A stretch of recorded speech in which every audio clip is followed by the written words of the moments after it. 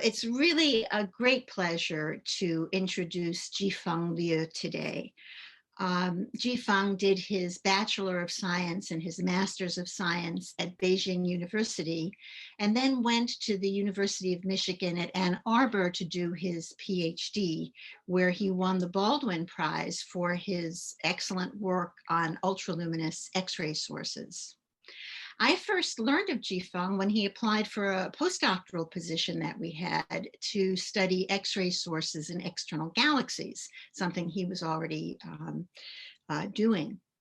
And I still remember a letter of recommendation that said, Ji-feng is not the best student that I've had in 5 years or 10 years.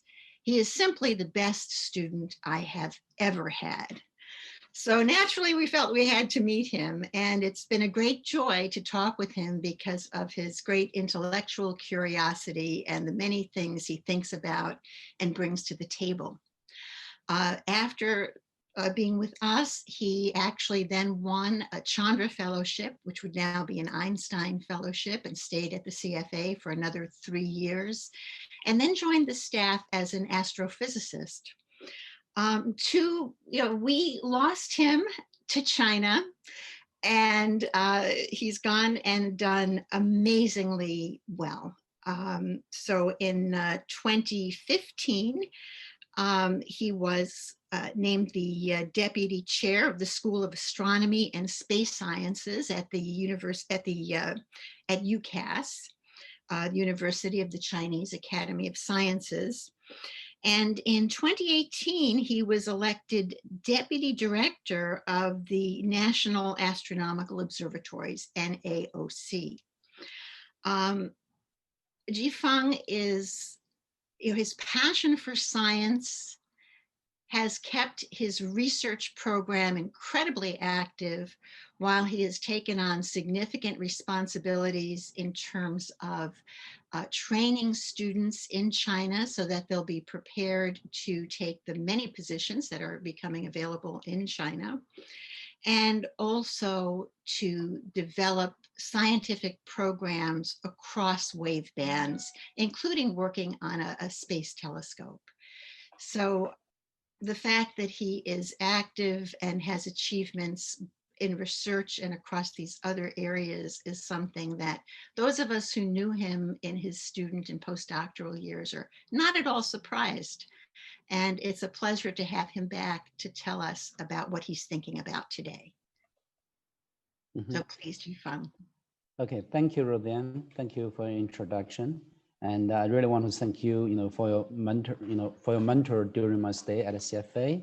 And I want to thank you for your kindness, and of course, kindness of everyone at, in CFA. I think people at the CFA, are great. It's my best memory, from my days in at the CFA.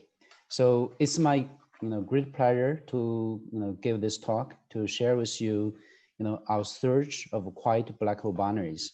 This is a work in collaboration with a lot of people, with a squad of people actually, including people from LAMOST, like Professor Haotong Zhang, and other professors at NAOC like Eugene Liu, and also professors from University of Chinese Academy of Sciences, Roberto Sorio, and other astronomers at NAOC like Song Wang et al. So I think the timing of this talk is great, given that the Nobel Prize get awarded to this black hole research. Of course, I mean these Nobel laureates, they actually studied this supermassive black hole. Today I'm going to talk about small black holes, actually quite small black hole binaries. The outline of my talk is like this: why we care, how to find them, and our first LAMOST campaign, and our new campaigns underway. So if you look at this famous plot, you realize in the stellar graveyard, you get neutron stars, you get black holes. The yellow dots actually the neutron stars. And then the purple dots are the so-called electromagnetic black holes discovered through by monitoring the motion of the companion, the visible companion. And then the blue dots are LIGO Virgo black holes, discovered through gravitational wave events. What is notable, very significant actually is the gap between the neutron star and black holes. I mean, this is kind of curious. I mean, because when you think about how neutron stars and black holes are formed, at the end of their lifetime, they collapse into neutron stars and black holes.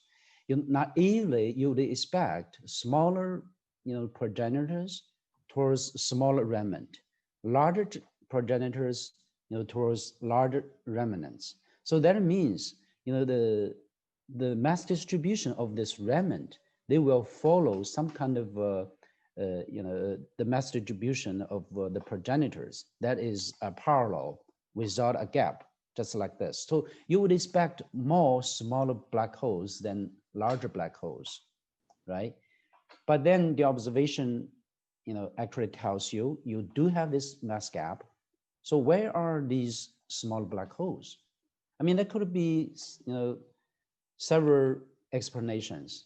One say, someone say, okay, there should, maybe there's a real mass gap. Some theories say when it's a supernova explosion on a very rapid timescale, you do have this mass gap. But other theories actually predict otherwise, right? And then there could be another possibility actually is, smaller black holes, they cannot form low mass X-ray binaries. Why is that? I mean, imagine you have a very large star. At the end of its life, it has a stellar wind, and it loses its mass, and then it collapses into, a large black hole. And in this process, if it has a low mass companion, it can retain the low mass companion. Eventually, the low mass companion will evolve, and then it forms a low mass X-ray binary.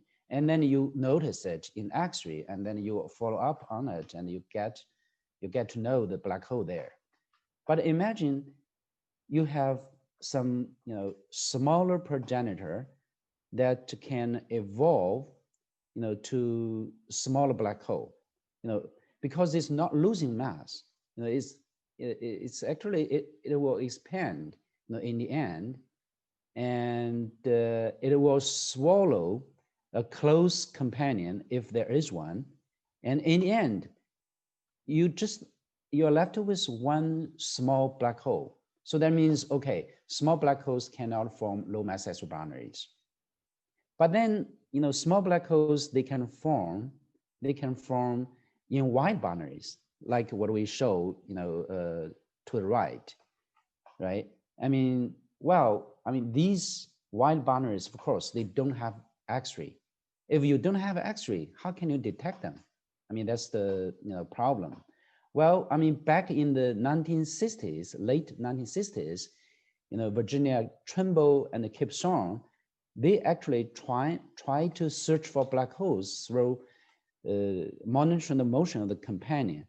What they did is actually they look at a list of single line spectroscopic binary and trying to get, calculate the mass function and see whether it has a very large unseen companion there. But of course, I mean, they didn't find anything. Well, I mean, the main reason for that actually is their list actually is very short, like around 100 targets.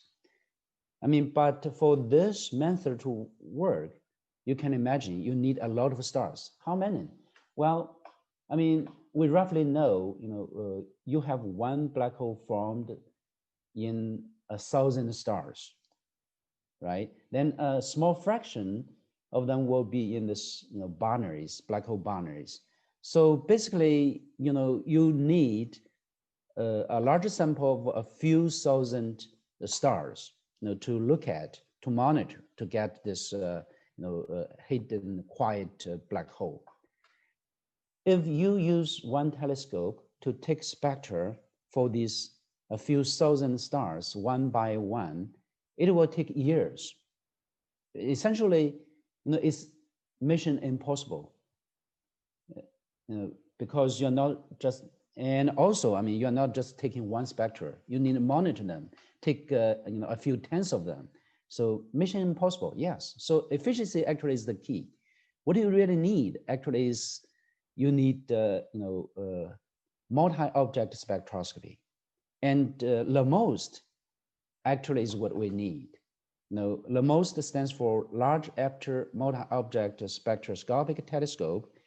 It is located in Xinglong Observatory, northern China. Its effective aperture is something like a 4 meter.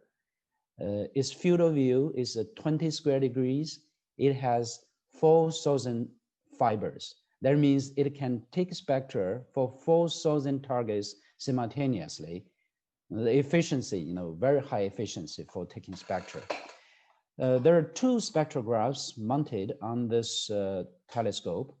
One is a low resolution spectrograph.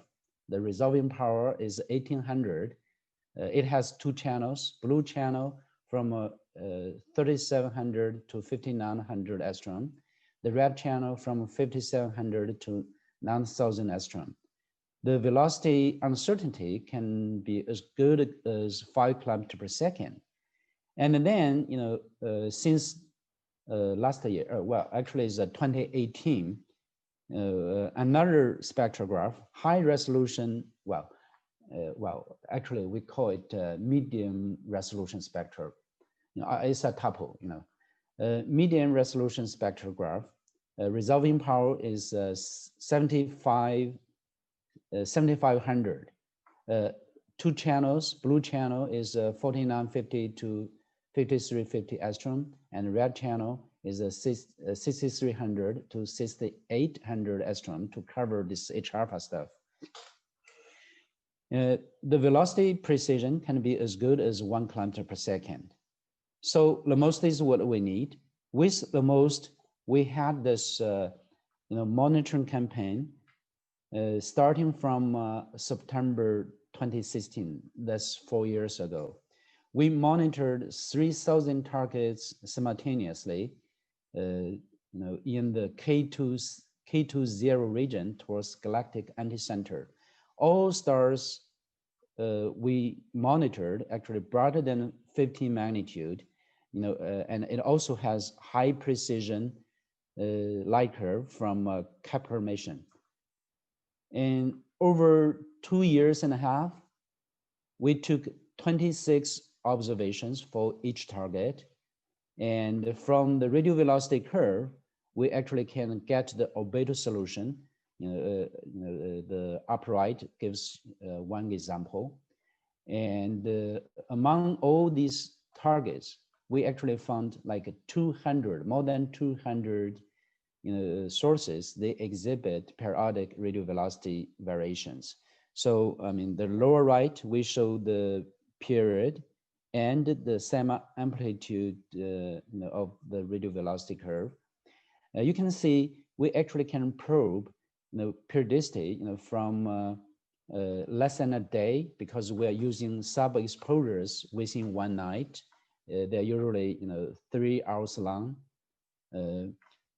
And the period can be as high as say a few months, because it's 2 years and a half. With this period and semi-amplitude, what we can get actually is the mass function. The mass function gives you the lower limit for the companion mass, right? But if you look at the mass function formula, if you plug in the mass of the visible star and assume it's an adjunct geometry, and you actually get another M1 prime for the companion mass, this is again a lower limit. But this lower limit actually is higher than the mass function. I mean, we show in the right plot for this 200 sources, the M2, that's the visible star, and you get the mass from its spectra, and then that's M1 prime. That's when you assume adjunct geometry. Well, I mean, in this plot, you actually see, something very special like LB1, which I'll talk about in the next slide.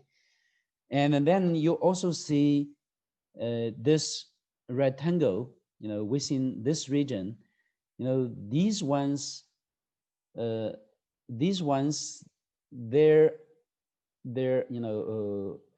unseen companion. Actually, if you assume it's a normal star, right? If you assume it's normal star from a mass luminosity relation, you realize,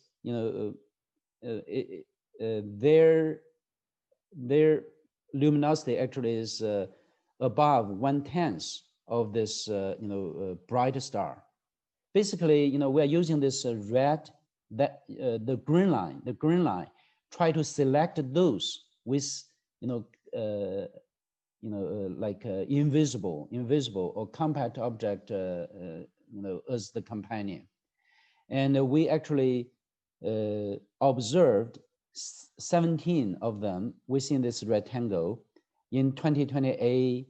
In 2020A, with the HORUS high resolution spectrograph mounted on this 10-meter GTC telescope in Canary Island. Well, so basically what I'm saying is, from LAMOST survey, you can get M1 prime, but if you want to get exact mass, you really need to know the inclination. I mean, traditionally, we use ellipsoidal-like curve fitting to get inclination, but that, of course, is for tidally distorted stars. Oh, I mean, you can combine the radial velocity measurements. That's just the 1D, with astrometric measurements. That's, if you combine these, two information, you get a 3D motion, and then you get inclination, and then you get the exact mass. So basically, it's just like this. So now let's, turn to LB1, a white black hole binary. LB1 is a very bright star. It's 11.5 magnitude. We had 26 LAMOST spectra. We had 21 GTC Osiris spectra, and then we also had 7 Keck high-res spectra, very high resolution spectra. If you look at the spectra itself, you realize it's like a B3 something, B star, like a B star. But of course, I mean, it has this B star absorption lines. It also has this stationary interstellar absorption lines, like what I show here, the sodium line. And it also has slowly moving, H alpha, very broad, very prominent H alpha emission line. So basically, if you try to fit the high resolution spectra from Keck with the telastic model, you get an effective temperature of 18,000 Kelvin, and the log G something like a 3.4. It's consistent with low resolution spectral classification of a B star, a very hot B star. And if you run through the parsec stellar model, we get a mass of 8 plus minus 1 solar mass is a B subgiant, something like a B subgiant. Someone may wonder, can it be a hot subdwarf, the same high temperature, but much smaller size? Well, if that's the case, you would expect much broader, absorption line, like I show here. So basically, we think it's not a, hot subdwarf, at least not the ones we know. Well, I mean, like I mentioned, it has B absorption line, right? This B absorption line has a period of 79 days. The semi-amplitude is 50 kilometers per second, and it gives you a mass function of 1.2 solar mass. But if you plug in the B star mass and assuming adjunct, you get this companion mass, the primary mass of 6 solar mass. So it says it's a black hole. Because the period is so long, it's a very wide black hole. Well, at this point, you still don't know, the exact mass of this black hole. What came to help actually is the prominent H alpha emission line. So where can this emission line come from? It cannot be from a foreground M dwarf or surrounding nebula because they actually give you very narrow emission lines. I mean, it cannot come from background aging or quasar either, because you would expect other, prominent emission lines like oxygen lines, from aging quasar. And then we notice, this emission line has a very, complex, profile, like a multi-peak profile, like a bottleneck shape. This kind of profile have been seen in B stars. When you actually see the B disk pull on, you actually got this emission, line profile. But this emission line, HR emission line, apparently is not from the B star because it's not tracing the B star itself. Well, because it's actually moving very slow, maybe someone would say, maybe it's not moving. So can it come from a circumbinary disk? Actually, we think no, because a circumbinary disk will give you rather narrow emission line. Here we say, we calculate the width of the HR emission line from a circumbinary disk is something like a 40 kilometer per second, but actually it's 3 times wider than this one. So maybe in the center of the line, it could be a component from the circumbinary disk, but at least in the wind, it should be a disk around the black hole. So we actually use the HR emission line of wind to estimate the motion of the disk. I mean, like 2 years ago when we only had that kind of information. And we noticed that this emission line actually is moving slowly, but in interface with the B star. So basically, you actually can use the black hole, emission line and the B star absorption line, the relative motion to get the mass ratio and get the mass of the black hole. That's what we did. We get a 70 solar mass. Well, 70 solar mass, I mean, it's, it's, let's say, I mean, it gave us a very hard time, because we had to think a lot of things. I mean, because theory would say the maximum black hole mass is something like 40 solar mass, 50 solar mass. Maybe it has some uncertainty range, but it's around that value. So you are larger than that. I mean, so what happens? I mean, what's going on? So I mean, after we published our paper, a lot of people actually, came up to say, it could be something else, like El-Badji et al. And another group from Belgium, Abdel Massi et al. They actually, trying to say the emission line actually is not moving at all. So it's from circumbinary disk. And the B star actually is not 8 solar mass. It could be like a 4 solar mass or 6 solar mass. It's a smaller mass. But the whole point of their arguments of their actually is circumbinary disk. You cannot use the relative motion. It has no relative motion. You cannot use the relative motion to estimate the mass ratio. But is it a circumbinary disk? Well, I mean, what we did is we actually took 28 high resolution spectra with the Carmenes spectrograph mounted on Color Auto Observatory 3.5 meter telescope.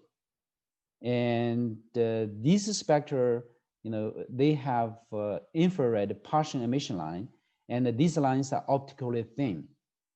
If you look at these lines, you notice that they have very slow but unmistaken. It is moving in interface relative to the B star itself. So basically, now this paper got published recently, and now we can refine our results if we assume the B star is actually smaller, right? And then we can say, and the Paschen line is actually moving faster than the H-alpha, line winds. So these two factors, come together, we say, okay, the black hole can be something like a 25 to 35 solar mass. That's what we think it is now. And then there are other, alternative explanation for this system. For example, some people think it is a black hole. It's a straight B star. I mean, such a straight B star, like in our original paper, we thought it's a disequilibrium star. It will return to equilibrium state in a Kelvin-Humphreys timescale of 10,000 years. Very short, very brief stage. Very brief stage of such a system. But then they say, okay, it's a straight B star, and then it's a normal black hole, and it's just like this. And then Shannon et al. They think this actually is a straight B star plus a B star. In this situation, this narrow absorption lines actually moving very fast, actually coming, let me see. It has, basically it says it has two sets of absorption lines, very narrow lines. That's what we see in the spectra. And then that's very broad, it's so broad that you barely notice it in the spectra. But then you actually can assume it exists and trying to do decomposition. And that's what they did. And then they say, okay, it's probably a strip star of, maybe 1 or 2 solar masses. And then that's a B star, the stellar mass is something like 7 solar masses. If it's indeed so, then it is a 5 system, but with extremely low temperature. This is kind of rare because all known 5 systems, 5 of them, and a dozen candidates, their temperatures are all above 25,000 Kelvin. So if it's indeed so, it's a rare 5 system that proves, maybe a previously unnoticed population. So let me see how, what's the time? I'm sorry. Okay, I'll move on. So, well, I mean, we have different, explanations, different, possibilities. I mean, how can we differentiate between all these alternatives? I think what we can do is combine radio velocity data with Gaia astrometric measurements. I mean, soon this December, Gaia DR3 will be released, right? And you will have a lot of information, and of course we'll use that kind of information to work on another project, trying to fund black hole binary candidates. But for LB1, Gaia actually will observe LB1 for about 35 times. And our preliminary analysis actually show that astrometric precision per epoch actually is something like a 0.1 milliarc-second. I mean, this actually is enough to differentiate between different scenarios. I mean, for example, for this B star plus heavy black hole scenario, you would expect the binary wobble, in addition to this parallax, it will be something like a 0.4 milliarc-second. If you think it's a stripped B star plus a normal black hole, and then the expected binary wobble would be 0.3 milliarc-second. And if you think it's a 5 system, a stripped B star plus a B star, and then the expected binary wobble will be the smallest. It's something like a 0.1 milliarc-second, because these 2 stars are both visible. Both visible. So the photocenter is rather close to the mass center. So the binary wobble actually is very small. So basically what I'm saying is we are actually, we have been working on the Gaia data, our team, with a team, a Gaia team at Turin. And the data is extremely difficult to handle, especially when you want to do this epoch thing. But we expect, maybe, early next year we can have some results, to show you, hopefully. So in addition to LB1, I said we actually observed 17 targets with GTC horrors, and one of them we already have a preliminary results. That is okay, I'll put it here. That is the LID 3143. Looking at the LAMOST spectra, you can you can know it's something like a F star. You can fit the effective temperature in metallicity, and you can have log G. Then you can fit to isochron. You get the mass.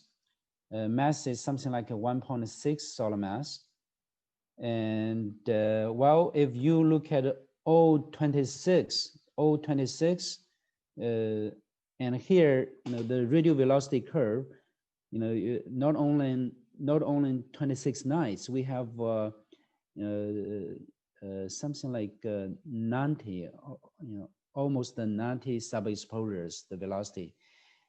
And the orbital solution is kind of, very neat.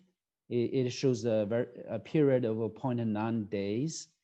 The semi-amplitude actually is, 120 kilometer per second. It's in, perfectly, circular orbit. And well, if you're trying to get, the lower limit for the companion mass is something like a 1.1 solar mass. And well, I mean, from GTC Horus data, what we do is we're trying to see whether there are, another set of line. I mean, we don't see any, double line features. So, we are, somehow confident that there is just the one visible star. So another one is not visible. If you look at the mass ratio, I mean, one is a 1.6 solar mass, another one is a 1.1 solar mass. That means their luminosity is rather close. So there should be, very clear double line feature if another one is a normal star, but you don't see it. So we think it's a, compact object. I mean, of course, 1.1 solar mass is just the lower limit. But luckily, we actually have assassin light curve, what we show in the lower right panel. You can see it's a ellipsoidal light curve, but this is what you expect because the period is so short, is 0.9 days, is a close binary. So the visible companion is totally distorted. I mean, if you fit the light curve to this ellipsoidal light curve code provided by Jerry Ores, and you actually get nearly adjunct geometry. Inclination is something like 89 degrees. Of course, this is just the preliminary results, but from here, we can see the mass is something like a 1.1 solar mass. We think it's a neutron star. Maybe it's a white dwarf, but then we don't know how you form a white dwarf this large. And the second, the visible companion is not filling its short slope. It's just filling 70% of it. So it's not, that's no mass transfer yet. So basically, this this one we have preliminary results. It's a neutron. I would think it's a neutron star binary. And well, I mean, what we contributed to this stellar graveyard mass distribution. I mean, here we have our LID 3143. And we have LB1, a possible, wide, black hole binary. And well, the Thomson results, it also has a large uncertainty. It's right in the mass gap. But then remember, we have another dozen of candidates we're still working on. Hopefully, we can add more into this this mass gap. Other than this, first campaign and the follow-up work, we also launched a new campaign, a new LAMOST campaign, to observe more regions. I mean, here, starting from last fall, last September, we actually observed 4 more regions. I mean, now we have a sample of 10,000 targets, 4 times that, in the first campaign. Most of them actually are brighter than 15 magnitude. In the right panel, we actually show, how they are distributed in the HR diagram. You can see most of them actually are FGK stars, but we do have 400 A stars and 40 B stars, and a small number of M stars. Excuse me, Ji-feng, you still have 10 minutes.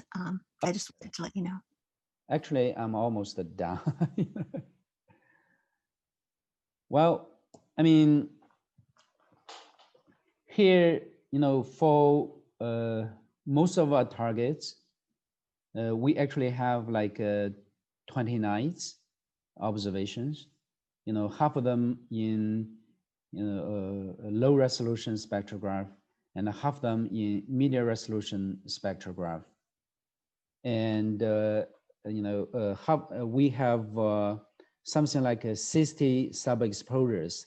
That means, like the first campaign, we can probe periodicity from within less than a day to, because now we only have 1 year observations.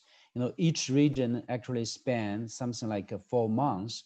We can probe periodicity from less than a day to 2 months. Well, I mean, we have a large team to do the analysis.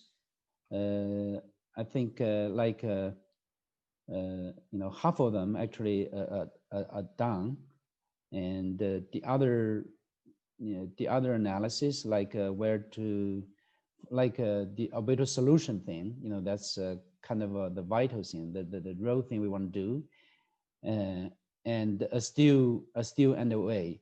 So we expect to finish that by the end of this year, and by the end of this year we would have a compact object candidate sample. So to summarize, basically, this is a work underway, so good things are yet to come, but we already proved that LAMOST can find quiet black hole binaries through radial velocity monitoring of large sample of stars. The first campaign we have reviewed LB1, maybe it's possibly a wide black hole binary, or a rare, if it's a 5 per system, it's a rare, 5 per system are very rare. I mean, if it is a 5 per system, it's an even rarer 5 per system. And then we have this, preliminary results for neutron star binary. And we have possibly several more binaries with unseen companions. We already have GTC Horus data, and the work is still underway. And then we have launched this new LAMOST campaign to monitor 4 times larger sample of stars than the first survey, and the analysis are underway, and we expect to finish by the end of the year. I mean, eventually, what we want to do actually is, we hope to find a dozen or 2 quiet black hole neutron star binary, to fill the mass gap, to see whether it's a real gap, or you actually can see some, you can see some compact objects without X-ray in this gap. you know, that's what we want to do. Okay, that's the end of my talk. Thank you. Well, thank you very much, Ji-feng. We still haven't figured out how to do the large scale clapping, so I'll just do it myself. I'm sure there's a lot of clapping going on in other places. So with that, I'd like to open the floor to questions. And I'm just looking here. There is one question that asks, can the neutron star binary LID 3143 be seen through gravitational waves? How long is the period? Oh, I don't know the exact answer actually, but I think it's unluckily. I mean, because it's an F star and a neutron star, the period is 0.9 days. I mean, it's too long. I guess it's too long, right? Mm-hmm. Yeah. Well, let me see. We also can take questions directly, I think, if people raise their hand. Yes, in the participants, Charles has raised his hand. Okay, Charles, would you like to ask Ji-feng a question? Yes, I would. Can you hear me? Yes. Yes, you can. here. Okay, well, thank you very much for this very, very interesting presentation. I just wondered, do you have some model that suggests how many of these objects there would be in the galaxy altogether? And you know, is this you must have had some anticipation going into the survey and some estimation based on the number of statistics you have so far, I would think. Yes, we, you know, I didn't include in my, slides. Yes, we do have one. I mean, let's say the expectation of course, has a large range. It's from, around a few thousand. But that's, around a few thousands. But then, that's when I say, when you look at the stars broader than like a 14 magnitude, you would expect that many. But because we are only see a small sample of that, so the number should be low. But how low, we're still working on that. Our goal actually is after this, new campaign data got analyzed, then we will try to calculate the rate, after considering all this selection, function. Yeah, thank you very much. Mm-hmm. Okay, now I don't see the raised hand feature, Randall. Is there someone else who has a raised hand? Not right now, but there's a follow-up in the Q&A. Okay, here we go. Following the above question, 0.9 days is 2.5 times 10 to the minus 5 hertz, lower end of the space-based gravitational wave detector. It's the lower range for detectors like LISA. Okay, so that means we have to launch laser to detect this one.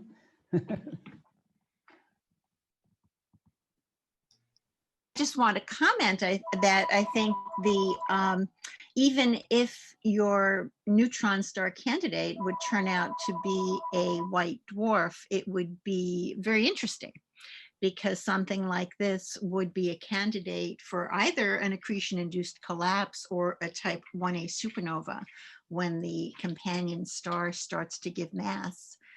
So it seems almost as if you can't lose whatever these dark objects are. They're likely to be of high interest. Mm-hmm. Yeah, I mean, when we fit the ellipsoidal light curve, I mean, we can see, the visible star is tidally distorted, but is not filling the Rush lobe. I mean, it's on the way to fill up the Rush lobe, but it's not filling the Rush lobe now. Right, right. Well, it's a very nice thing to be able to find future mass transfer binaries. Mm-hmm. Right.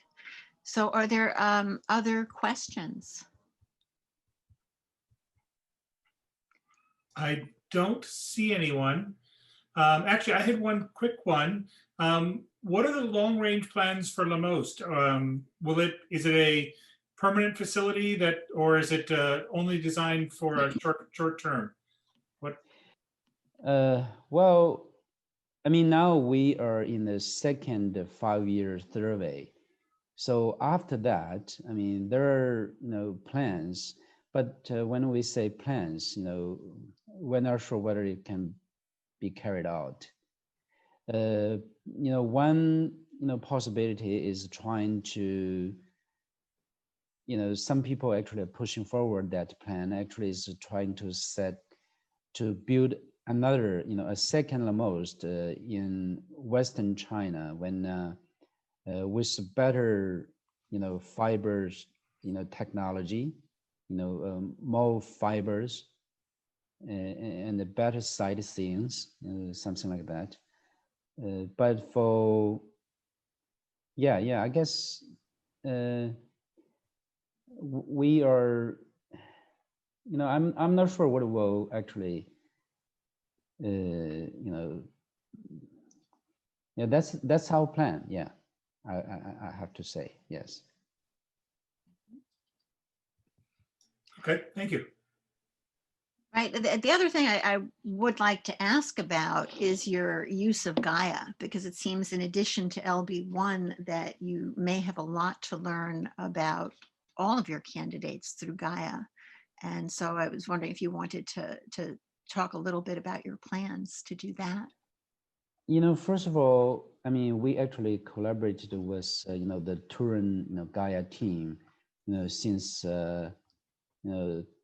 since like almost 2 years ago, but it took us a long time to actually get the data, epoch data, and not us. I mean, it's the Turin team. They actually, they have the epoch data. They did the reduction, and the analysis is underway. I mean, last time we talked, they already have some real, preliminary results.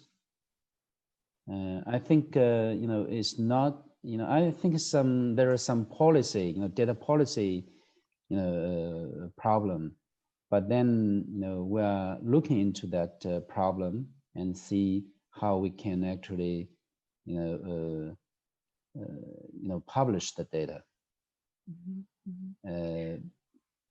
That's what we're doing. And then, for the, for the future, one thing we are doing actually is we're comparing DR3 and DR2, looking for, high proportion stars. And some of them, what I mean is, if you look at DR2, you got some proper motion, right? And then you look at DR3, you got another proper motion value. They differ significantly, and that can imply that they are, say, they are, black hole binaries. So we are looking, that's one thing we are doing. Another possibility we're looking into is whether that's a way to make use of the epoch data. I guess that's, again, is a data policy problem there. Well, of course, I guess that will change eventually. Yes. I mean, the methodology, I guess, we all know how to do that, but when and how can we get the data is the problem, I guess.